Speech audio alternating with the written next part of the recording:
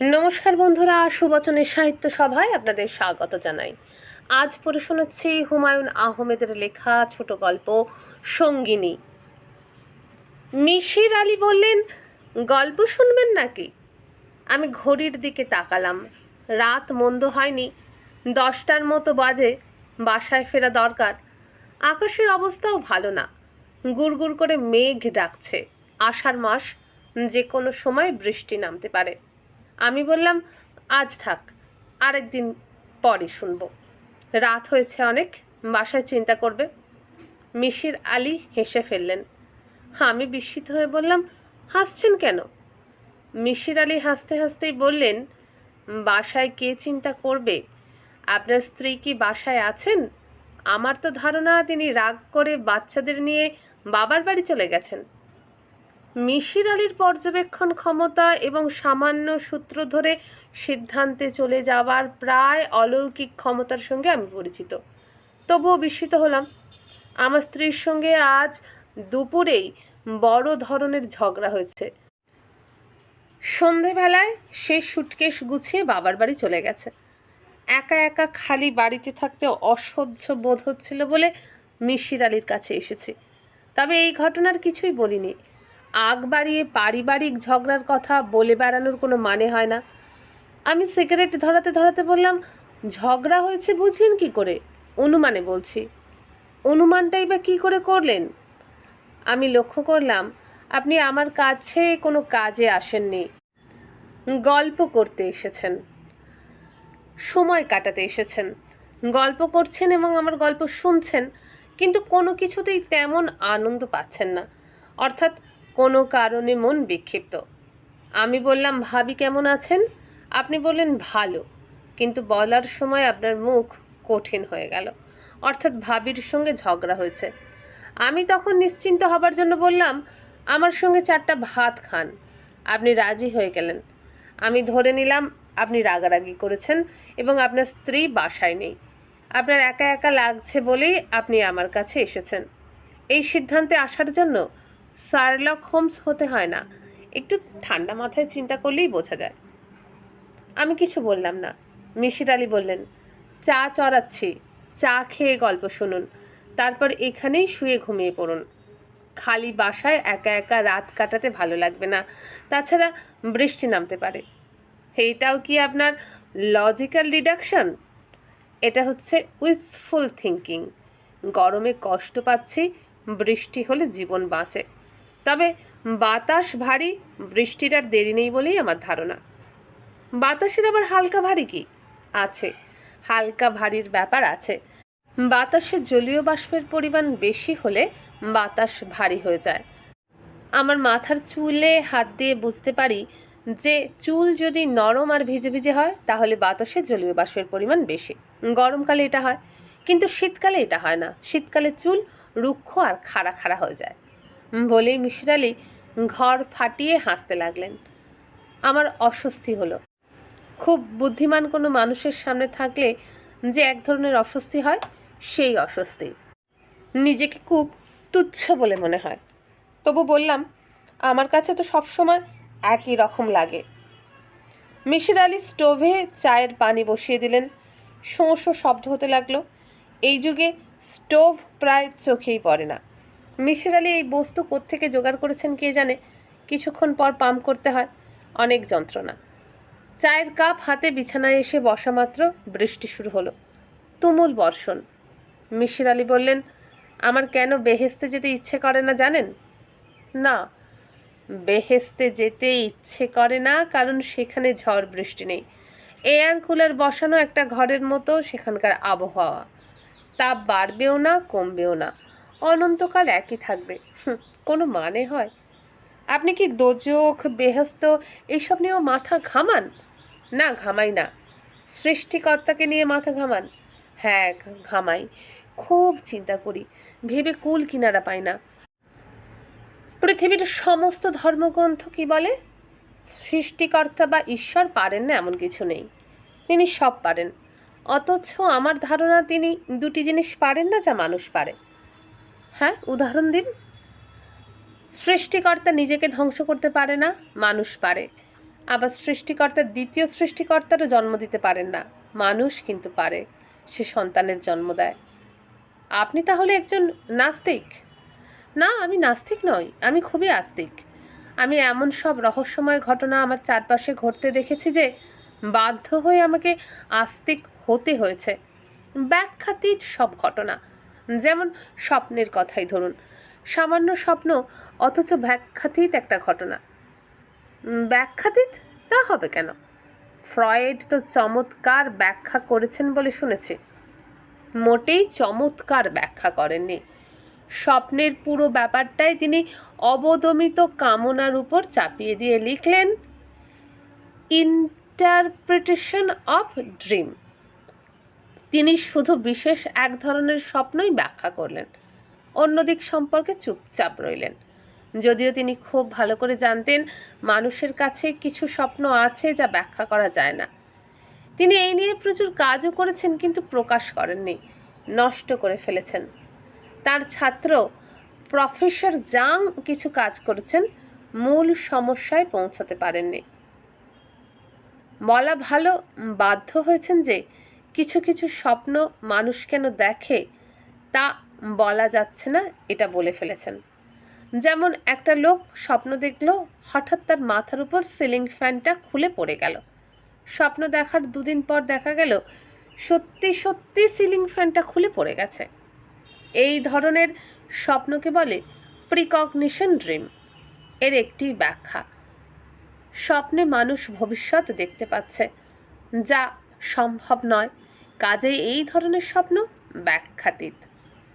আমি বললাম, এমন তো হতে পারে যে কাকতালীয়ভাবে মিলে গেছে। হতে পারে, কাকতালীয় ব্যাপার পৃথিবীতে প্রচুর ঘটছে, তবে কাকতালীয় ব্যাপারগুলিকেও একটা স্ট্যাটিস্টিক্যাল প্রবাবিলিটির ভেতরেই থাকতে হবে। প্রিকগনিশন ড্রিমের ক্ষেত্রে তা থাকে না। বুঝতে পারছি না, বোঝানো একটু কঠিন। আমি বরং স্বপ্ন সম্পর্কে গল্প বলি, শুনুন। ভৌতিক কিছু শুনতে চান? ভৌতিক না, তবে রহস্যময় তো বটেই। আর এক দফা চা হয়ে যাক। হোক। কি ঠিক করলেন, থেকে যাবেন? বৃষ্টি কিন্তু বাড়ছে। আমি থেকে যাওয়াই ঠিক করলাম। মিশির আলি চা নিয়ে বিছানায় পা তুলে বসলেন। গল্প শুরু হলো। ছোটবেলায় আমাদের বাসায় খাবনামা নামে একটা স্বপ্নের বই ছিল। সেটি স্বপ্ন তত্ত্বের বই। কোন স্বপ্ন দেখলে কি হয় সব ওই বইয়ে লেখা। আমার মা ছিলেন বইটার বিশেষ ভক্ত। সকালবেলা ঘুম থেকে উঠেই বলতেন, মিশির, এই বইটা একটু দেখ তো, একটা স্বপ্ন দেখলাম, স্বপ্নের মানে কি বল। আমি বই নিয়ে বসতাম। দেখ তো বাবা, গরু স্বপ্নে দেখলে কি হয়। আমি বই উল্টে জিজ্ঞেস করলাম, কী রঙের গরু মা, সাদা না কালো? এই তো মুশকিলে ফেললি, সাদা না কালো খেয়াল নেই।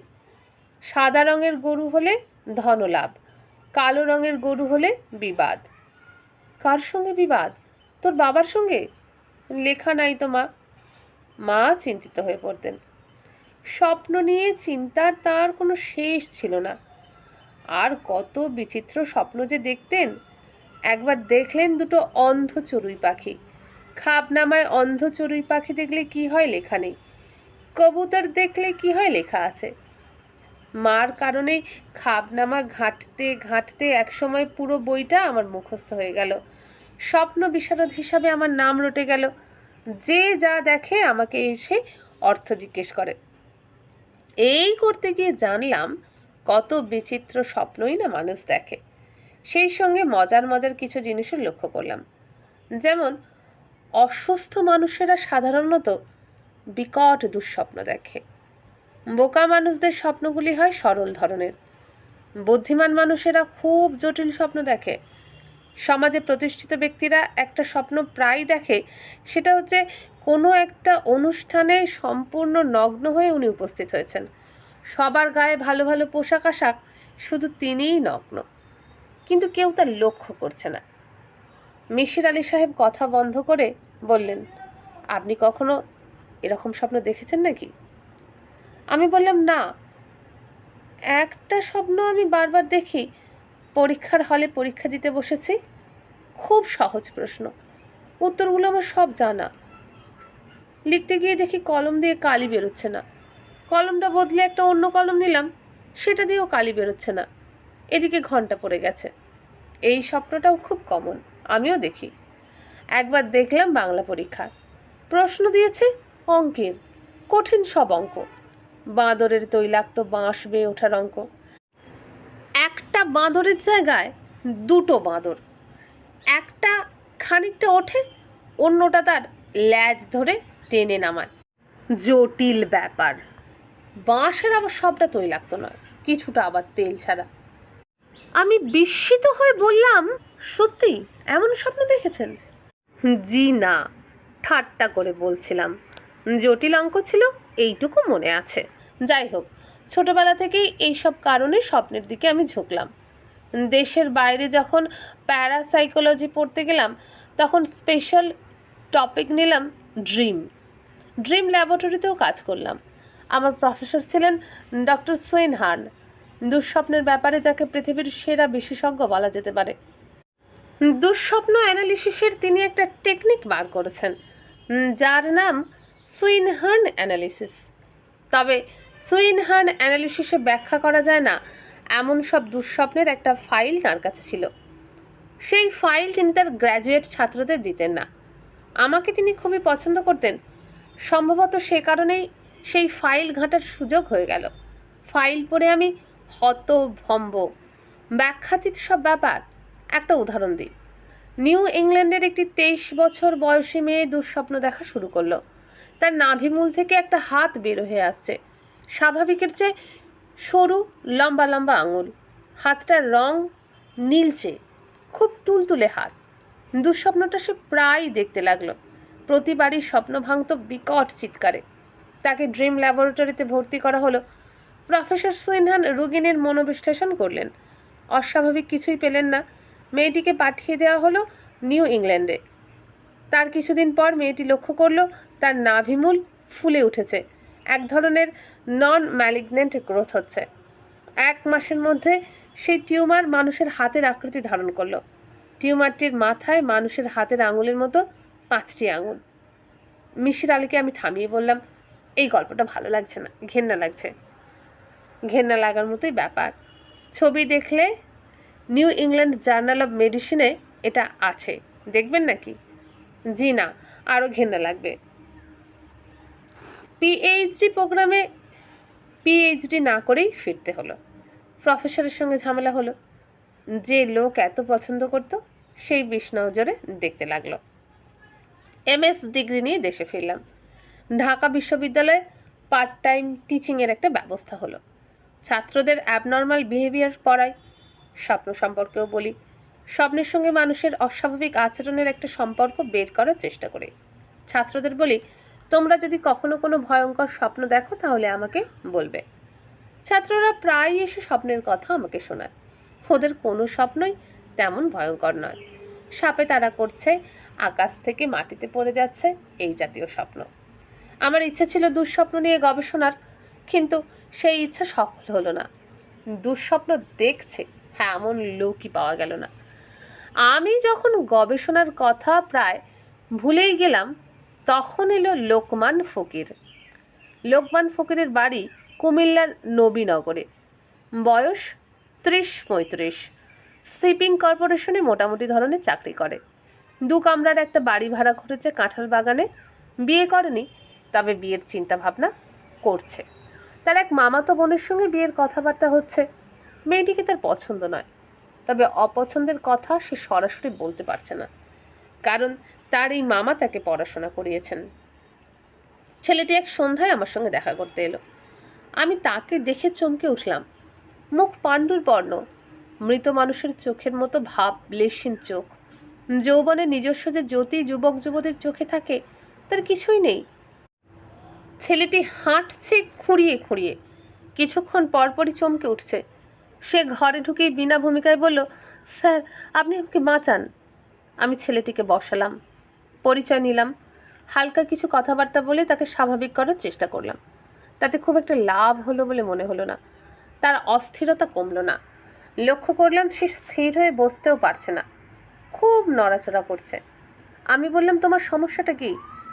ছেলেটি রুমাল দিয়ে কপালের ঘাম মুছতে মুছতে প্রায় অস্পষ্ট গলায় বলল, স্যার, আমি দেখি ভয়ঙ্কর দুঃস্বপ্ন। আমি বললাম, দুঃস্বপ্ন দেখে না এমন মানুষ তুমি খুঁজে পাবে না। সাপে তাড়া করছে, বাঘে তাড়া করছে, আকাশ থেকে নিচে পড়ে যাওয়া, এগুলো খুবই কমন স্বপ্ন। সাধারণত হজমের অসুবিধা হলে লোকজন দুঃস্বপ্ন দেখে, ঘুমের অসুবিধা হলেও দেখে। তুমি শুয়ে আছো, মাথার নিচে থেকে বালিশটা সরে গেল হঠাৎ, তখনও এরকম স্বপ্ন তুমি দেখতে পারো। শারীরিক অস্বস্তির একটা প্রকাশ ঘটে দুঃস্বপ্নে। আগুনে পোড়ার স্বপ্ন মানুষ কখন দেখে জানো? যখন পেটে গ্যাস হয়, সেই গ্যাসে বুক জ্বালা পোড়া করে, তখন সে স্বপ্ন দেখে তাকে জ্বলন্ত আগুনে ফেলে দেওয়া হয়েছে। স্যার, আমার স্বপ্ন এরকম না, অন্য রকম। ঠিক আছে, গুছিয়ে বলো শুনি। ছেলেটি সঙ্গে সঙ্গে কথা বলা শুরু করলো, মুখস্থ বলে যাবার মতো করে বলে যেতে লাগলো। মনে হয় আগে থেকে ঠিকঠাক করে এসেছে, অনেকবার রিহার্সাল দিয়েছে। কথা বলার সময় একবারও আমার চোখের দিকে তাকালো না, যখন প্রশ্ন করলাম তখনও না। সে বলতে লাগলো, আমার ঘুমের কোনো সমস্যা নেই, শোয়া মাত্র ঘুমিয়ে পড়ি। আমি প্রথম স্বপ্নটা দেখি বুধবার রাতে, বিছানায় শোয়া মাত্রই ঘুমিয়ে পড়েছি, আর তারপরেই স্বপ্নটা এলো। কি করে বুঝলে শোয়া মাত্রই স্বপ্ন দেখেছ? জেগে উঠে ঘড়ি দেখেছি, 11:10। স্বপ্নটা বলো। আমি দেখলাম খোলামেলা একটা মাঠের মতো জায়গা, খুব বাতাস বইছে, শো শো শব্দ হচ্ছে, রীতিমতো শীত লাগছে। আমার চারিদিকে অনেক মানুষ, কিন্তু ওদের কাউকে দেখতে পাচ্ছি না। ওদের কথা শুধু শুনতে পাচ্ছি, হাসির শব্দ শুনছি, একটা বাচ্চা ছেলে কাঁদছে তাও শুনছি, বুড়ো মতো একটা লোকের কাশির শব্দ শোনা যাচ্ছে, কিন্তু কাউকে আবছাভাবেও দেখতে পাচ্ছি না। একবার মনে হলো আমি বোধহয় অন্ধ হয়ে গেছি। চারিদিকে খুব তীক্ষ্ণ চোখে তাকালাম, মাঠ দেখতে পাচ্ছি, কুয়াশা দেখতে পাচ্ছি, মানুষজন দেখতে পাচ্ছি না, মানুষজন দেখতে পাচ্ছি না, তাদের কথা শুনতে পাচ্ছি। হঠাৎ ওদের কথাবার্তা থেমে গেল, বাতাসে শোঁ শোঁ শব্দও বন্ধ হয়ে গেল। মনে হলো কেউ যেন এসেছে, তার ভয়ে সবাই চুপ করে গেছে। আমারও ভয় করতে লাগলো, এক ধরনের অন্ধ ভয়। তখন শ্লেষ্মা জড়িত মোটা গলায় কে যেন বলল, ছেলেটি তো দেখছি এসেছে, মেয়েটা কোথায়? কেউ জবাব দিল না। খানিকক্ষণের জন্য বাচ্চা ছেলেটির কান্না শোনা গেল, সঙ্গে সঙ্গে থেমেও গেল। কেউ যেন তার মুখে হাত চাপা দিয়ে কান্না বন্ধ করার চেষ্টা করছে। ভারী গলায় লোকটা আবার বলল, মেয়েটাকে দেখছি না কেন, কেন এত দেরি করে? ছেলেটিকে তো বেশিক্ষণ রাখা যাবে না, এটা ঘুম পাতলা হয়ে এসেছে, ও জেগে যাবে। এসেছে এসেছে, হঠাৎ চারিদিকে সাড়া পড়ে গেল। একসঙ্গে সবাই বলে উঠল, মেয়েটা এসেছে। আমি চমকে উঠে দেখলাম আমার পাশে একটা মেয়ে দাঁড়িয়ে আছে, খুব রোগা একটা মেয়ে, অসম্ভব ফর্সা, বয়স 18-19, এলোমেলোভাবে শাড়ি পরা, লম্বা চুল, চুলগুলি ছেড়ে দেওয়া, বাতাসে উঠছে। মেয়েটা ভয়ে থরথর করে কাঁপছে। আমি অবাক হয়ে মেয়েটির দিকে তাকিয়ে আছি। সে অসংকোচে আমার কাঁপা হাত ধরে বলল, আমার ভয় করছে, আমার ভয় করছে। আমি জিজ্ঞাসা করলাম, আপনি কে? সে বলল, আমার নাম নার্গিস।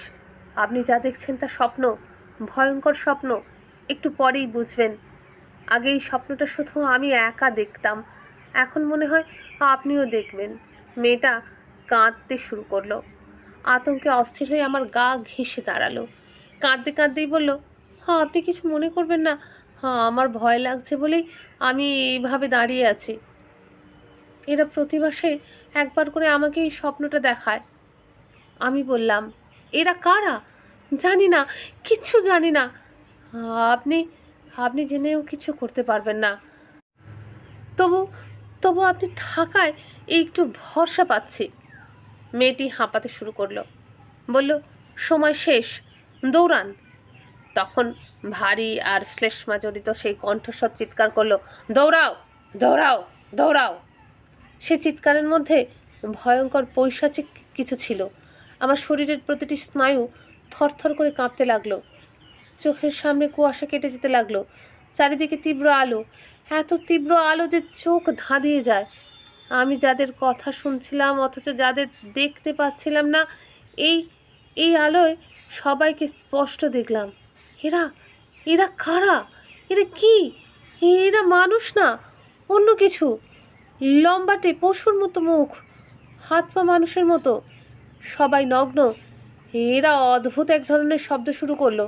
আমার কানে বাজতে লাগলো, দৌড়াও, দৌড়াও। আমরা দৌড়াতে শুরু করলাম। আমাদের পেছনে সেই জন্তুর মতো মানুষগুলোও দৌড়চ্ছে। আমরা ছুটছি মাঠের উপর দিয়ে। সেই মাঠে কোনো ঘাস নেই।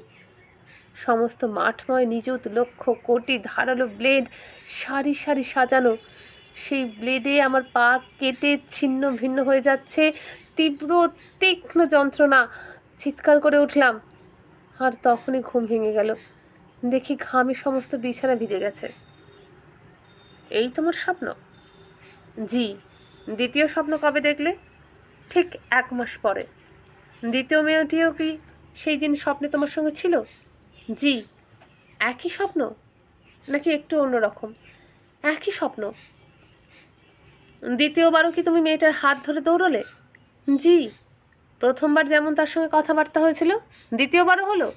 জি। দ্বিতীয়বার কি মেয়েটি পরে এসেছিল, তুমি আগে এসে অপেক্ষা করছিলে? জি না। দ্বিতীয়বারে মেয়েটি আগে এসেছিল, আমি পরে এসেছি। দ্বিতীয়বারের স্বপ্ন তুমি রাত কটায় দেখেছ? ঠিক বলতে পারবো না, শেষ রাতের দিকে। ঘুম ভাঙার কিছুক্ষণের মধ্যেই ফজরের আজান হলো। লোকমান ফকির কপালের ঘাম রুমালে মুছল। আমি জিজ্ঞেস করলাম, পানি খাবে? পানি এনে দেব? সে বলল, হ্যাঁ দিন। আমি পানি এনে দিলাম। নিঃশব্দে পানি শেষ করে ফেলল। আমি বললাম, স্বপ্ন ভাঙার পর তুমি দেখলে তোমার দুটি পাই ব্লেডে কেটে ক্ষতবিক্ষত হয়ে গেছে, তাই না? লোকমান হতভম্ব হয়ে গেল। আপনি কি করে বুঝলেন স্যার? তুমি খুঁড়িয়ে খুঁড়িয়ে ঘরে ঢুকলে, সেইখান থেকে অনুমান করছি। তাছাড়া তোমার পা স্বপ্ন দেখার পর কেটে যাচ্ছে বলেই স্বপ্নটা ভয়ঙ্কর। পা যদি না কাটতো তাহলে স্বপ্নটা ভয়ঙ্কর হতো না, মধুর হতো। কারণ স্বপ্নে একটি মেয়ের সঙ্গে তোমার দেখা হচ্ছে, সে তোমার গা ঘেঁষে দাঁড়িয়ে আছে। 18-19 বছরের একটি রূপবতী মেয়ে হাত ধরে তোমার সঙ্গে দৌড়চ্ছে।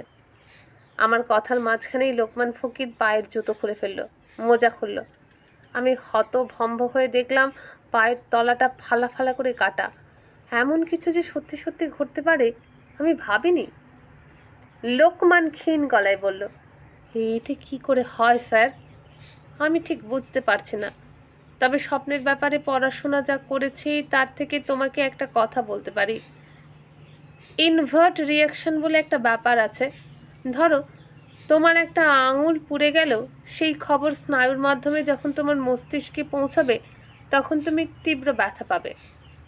ইনভার্ট রিয়াকশনে কি হয় জানো? আগে মস্তিষ্ক আঙুল পোড়ার অনুভূতি পায়, তারপর সেই খবর আঙুলে পৌঁছায়, তখন আঙুলটি পোড়া পোড়া হয়ে যেতে পারে। স্বপ্নের পুরো ব্যাপারটা হয় মস্তিষ্কে। সেখান থেকে ইনভার্ট রিয়াকশনে তোমার শরীরে প্রভাব পড়তে পারে। এক লোক স্বপ্নে দেখতো তার হাতে কে যেন পিন ফোটাচ্ছে। ঘুম ভাঙার পর হাতে সত্যি সত্যি পিন ফোটার দাগ দেখা যেত। এরকম হয়তো তোমার ক্ষেত্রে ঘটেছে। তবে এমন ভয়াবহভাবে পা কাটা ইনভার্ট রিয়াকশনে সম্ভব কিনা আমার জানা নেই। তাহলে কি হবে স্যার? আমি বুঝতে পারছি না। লোকমান ক্লান্ত স্বরে বলল, 1 মাস পর পর আমি স্বপ্নটা দেখি, কারণ পায়ের ঘা শুকোতে 1 মাস লাগে। আমি লোকমান ফকিরের দিকে খানিকক্ষণ তাকিয়ে থেকে বললাম, তুমি এখন থেকে একটা কাজ করবে। তুমি পায়ে জুতো পরে ঘুমোতে যাবে। স্বপ্নে যদি তোমাকে দৌড়াতেও হয়, তোমার পায়ে থাকবে জুতো, ব্লেড তোমাকে কিছু করতে পারবে না। সত্যি বলছেন? আমার তাই ধারণা। আমার মনে হচ্ছে জুতো পরে তুমি ঘুমোলে তুমি স্বপ্নটাই আর দেখবে না। লোকমান ফকির চলে গেল। খুব ভরসা দিয়েছিলাম 1 মাস পর স্বপ্ন দেখা হয়তো তার বন্ধ হয়ে যাবে। সে এলো 1.5 মাস পরে।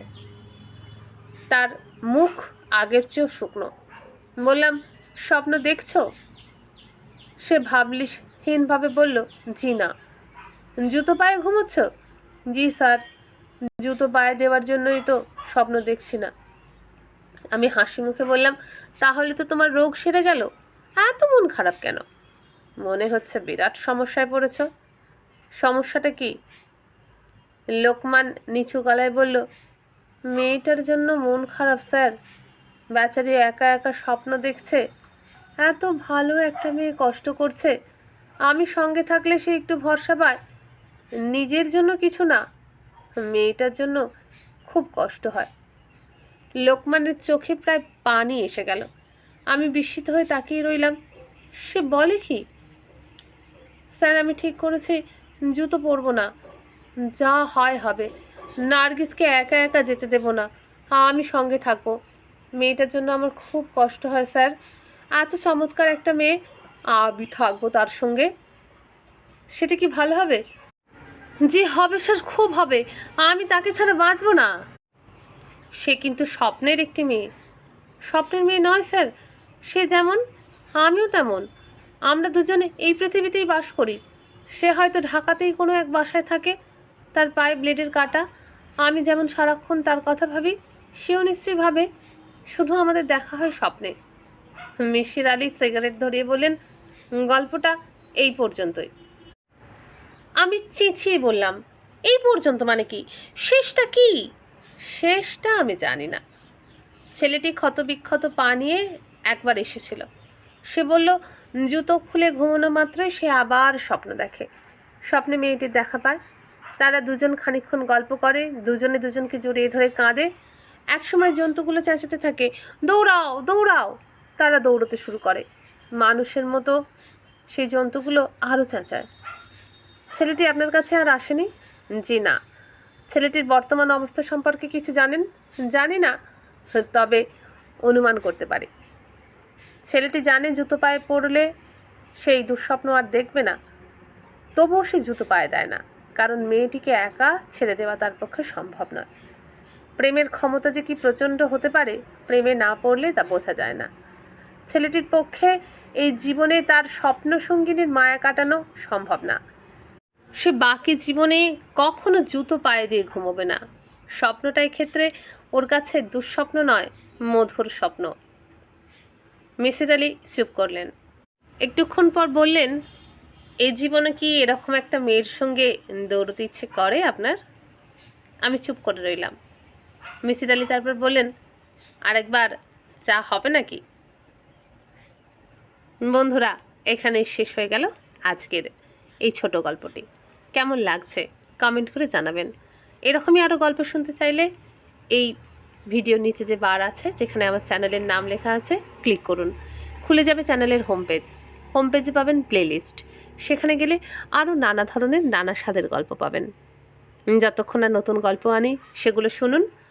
আর এখনও আমার চ্যানেলটাকে সাবস্ক্রাইব করে না থাকলে সাবস্ক্রাইব করে পাশে থাকা বেল আইকনটি অন করে দিন। নতুন গল্প এলেই আপনি তার নোটিফিকেশন পাবেন, আর তার সঙ্গে আমার মনোবলটাও একটু বাড়বে। আজকে বিদায় নিলাম। নমস্কার।